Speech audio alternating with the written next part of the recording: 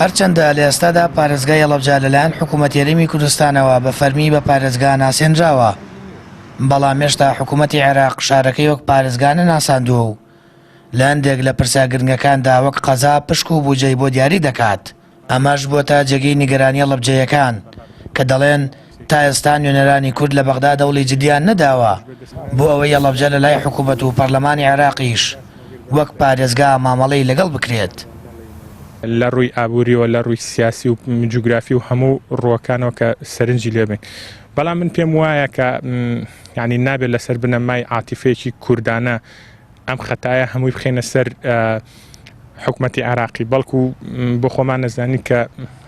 حکوومەتی هەرێمی کوردستانیش تەبان با بڵێن حکوومەتە حیزبەکەی هەرێمی کوردستانیش کەم تەرخەم و زۆر خەمسارد و بێباکانە ئەم مەسەلەی ئەم پارێزگایی لەسەر ئاستی هەرێمی کوردستان و لەسەر ئاستی حکوومەتی عێراقیش پشتگوێ خستووە. هەندێکیان بە چای خۆم بینیومە کە زۆر جێربەزانە و ئازایانە هەوڵیان بۆ بە دوواداچوونی کەسی بە پارێزگابوونیان شارەت داوە لەسەر ئاستی حکوومەتی عێراقی، بەڵام بەداخەوە هەندێکیشان زۆر خەمسارد بوون، زۆر گۆڕایە لە حیزبەکانیان بوون لە بەدواداچوون بۆم کەیسەیە. لە پەسەندکردنی یاسای هەڵبژاردنەکانی عێراق لەلایەن پەرلەمانی عێراقەوە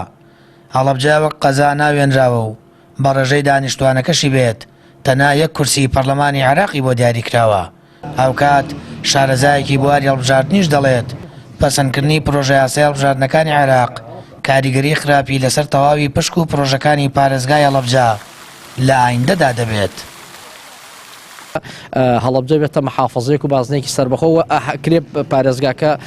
سنوورەکەی گەورەتر بکرایەوە، ڕژی دانیشتوانەکەی زیاتر بۆیە بۆی لە ئایندەدا لەسەر پرۆژەکان لەسەر بودجە لەسەر حتا نوێنەرایەتی کردن لەسەر ئاستی عێراقا کە سبەینێ حسابی بۆ کرێ لەوانەیە احتیمالی هەیە لە بودجەی داهاتوو لەسەر بنەمای بوونی ئەندامی ئەنجومەن حسابی بۆ کرێ وەسبەینێ ئەنجومەنی محافەزە کرێت دیسانەوە ئەم یاسایە تەسبیح دەبێت بەسەر هەڵەبجە هەروەکو محافەزە دەنە ئەوەکو قەزا ناسی ئەوانە بە تەکیدی کێشەی سلبی هەیە بۆ هەڵەبجەوە بۆ هەڵەبجەیەکان. هەڵەبجە لە بەردەم دووڕیانێکدایە لەلایەن هەرێمی کوردستانەوە پارێزگایە و ئایندەشی لەلایەن حکوومەتی عێراقەوە نادیارە،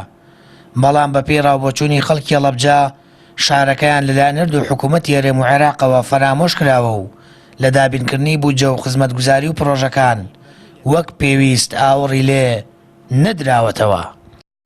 سامان فتاح، کەناڵی ئاسمانی پەیام، هەڵەبجە.